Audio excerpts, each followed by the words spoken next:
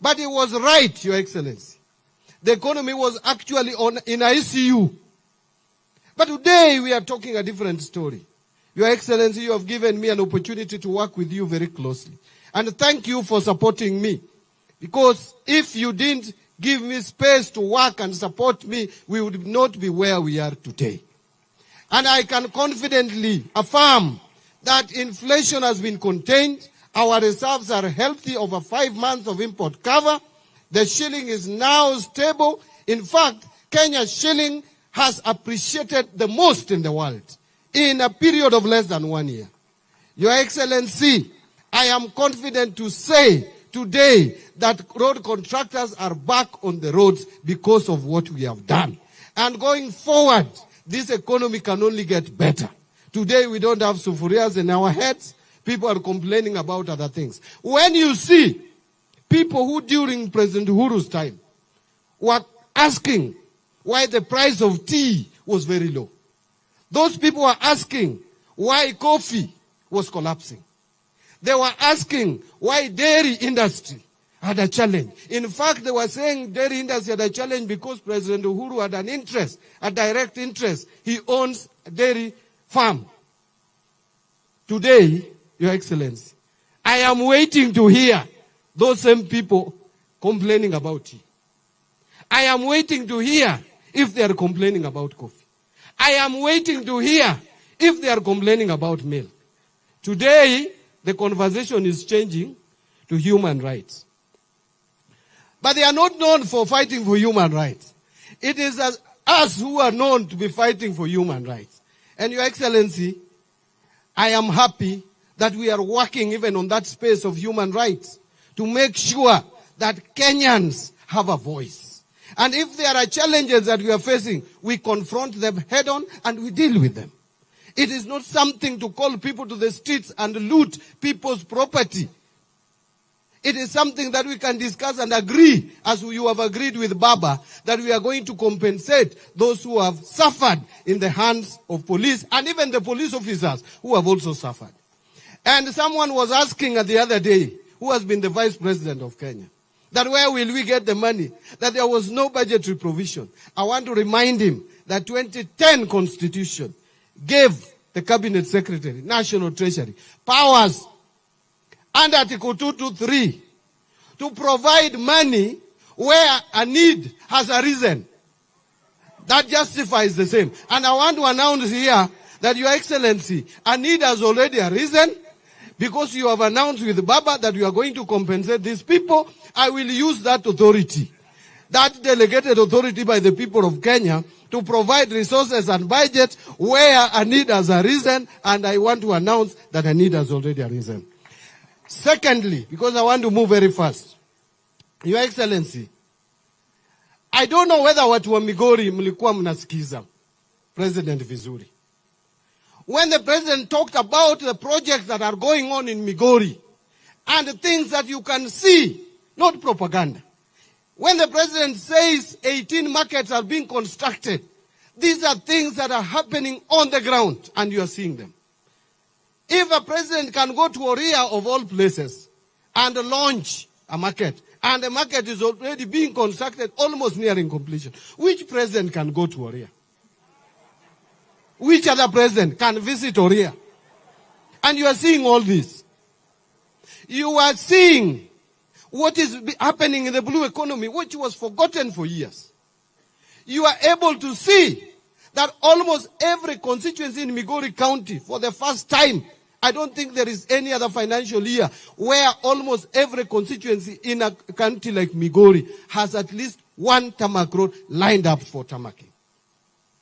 But Your Excellency, let me also clarify this. That as you do it here, you are doing it elsewhere.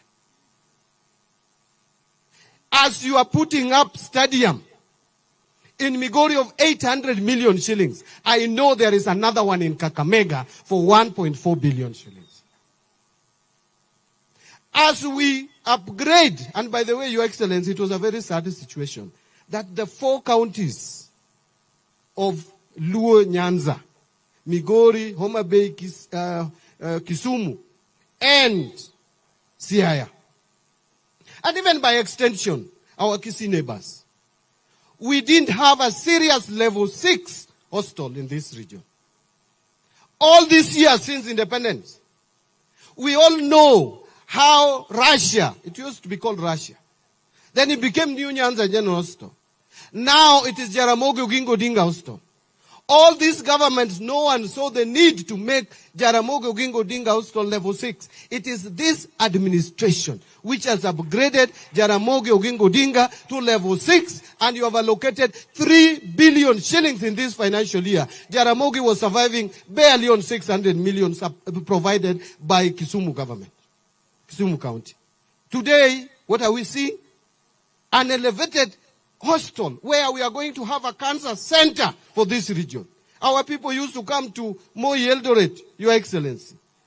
Now, but as you are doing that here, I know that in Bungoma, we are also doing another hospital there as our neighbors here at 4 billion shillings from Africa Development Bank.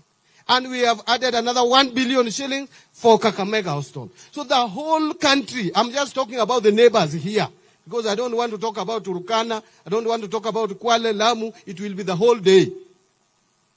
Your Excellency, you are fair in your administration. You are fair in your administration, and you will be judged correctly. Let me now conclude. Your Excellency, the truth is that the people from this region, we have tried getting friends. We have tried kutafuta marafiki. We have not started with you. We started from independence. The late Jaramogi Oginga Odinga tried. He even helped Mzee Kenyatta come out of prison. And he refused to be the president of this country. The first president of this country would have been Jaramogi Oginga Odinga. He refused to accept that position offered to him by colonialists so that Kenyatta could come out of prison, so that Kenya could be united. When Kenyatta came out, he was made vice president for 2 years. The next thing that happened to Jaramogi was jailed. He was locked up, put under house arrest, and that was the end. After that, Moi became president by grace of God. In fact, people thought that he was a passing cloud. But he became president anyhow. Actually, the longest serving president, because the constitution now limits. Hata tukipenda wewe vile Walter alikuwa nasema, the constitution says 2 terms. Your Excellency, once you finish your 2 terms, please just go home. Another person will come in. Let nobody start talking about 2 terms here. The constitution is clear. It is more than 2 terms. It is 2 terms for you. We don't want to cut it short. Once you are done, another person, Mbadi, will come in, or Mnyunet will come in, another person will come in. But you see, President Moi became difficult for some people. And so they came again to Jaramogi.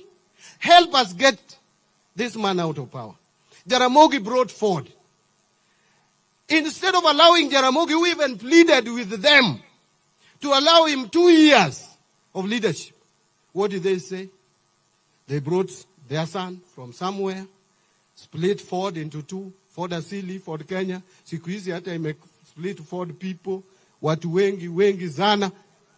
So, again tukaanguka. Jaramogi died. Raila took over. Raila, with you, good heart. By the way, Your Excellency, Baba akona good heart sana. Nimefanya na yeye kazi. He has the best heart for this country. He said Kibaki tosha. Hata tukakampenia Kibaki when he could not even walk. You know what we went through. He won presidency.